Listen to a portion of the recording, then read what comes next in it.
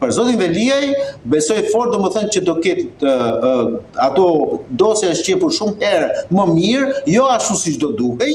Prap aty kam dhe ato, le të themi, kritikat e mia, por gjithsesi është një dosje që akoma ka prova të faktuara.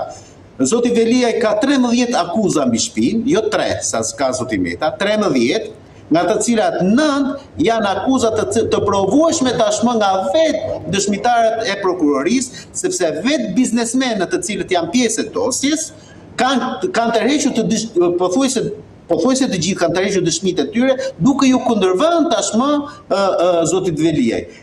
Në këtë aspekt, unë e shikoj pothuajse të pamundur që zoti Veliaj të dalin i pafajshëm nga ky gjykim. Madje po tentoj të shkoj edhe përtej, pra nuk po duhet bëjmë as gjykatës as prokuror, po e shoh të pamundur që zoti Veliaj me 13 akuza, me një marrësh dënimi që shkon nga 20 deri 25 vite, të mos marrë të paktën 10 vite burg. Kjo kur të vi momenti sigurisht. Ndërsa për zotin Meta, edhe pafajësia mund të provohet.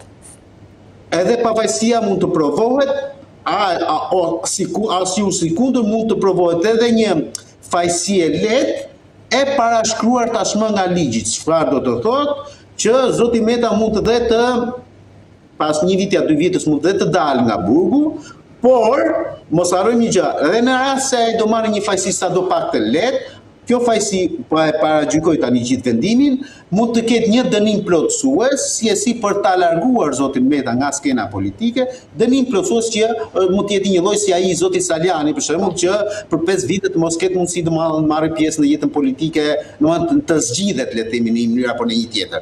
Kjo gjë mund të jetë edhe për zotin Meta, çka mund ta kondicionojë fort të ardhmen e tij politike në rast se ai mendon akoma të jetë politik. Po unë besoj që zoti Meta nëse do dalë nga burgu vetëm se me politik do merret, s'ka më çfarë tjetër. Janë komplekse si çështje që do thotë mund të zgjasin në kohë? Ja të dy gjykime të zakonshme, sa do të thotë domethënë që ka një listë të gjatë dëshmitarësh dhe vetëm për shembull, çështja e zotit Erion Veliaj duhet të mbyllet deri në janar shkurtin e vitit tjetër, pra janë afate ligjore, le të themi. Pak a shumë në të njëjtat struktura që ndrohen dhe e zotit Meta, por unë vërej që nga ana e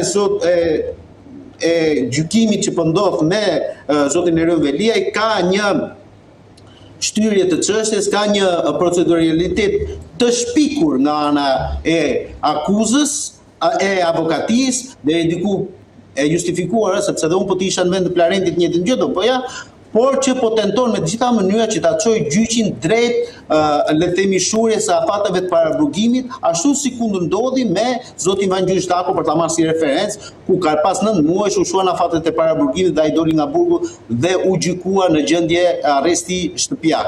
Të njëjtë gjë po tentohet të bëhet edhe me zotin Veliaj dhe unë besoj që nuk do e arrihet në këtë lloj aspekti dhe ndoshta brenda afatit kohor të prezumuar 2027 fundit të 2027-2028-s, për zotin Veliaj do ketë edhe një vendim apeli, pra një vendim përfundimtar të formës së prerë. Secili do jetë vendimi, unë besoj që do jetë fajsi me ato çfarë kam parë dhe aty do përfundojë dhe karriera politike e tij, teorikisht. E qartë. Mirë, Leonard, falenderoj shumë për bisedën. Ishte kënaqësi. Faleminderit.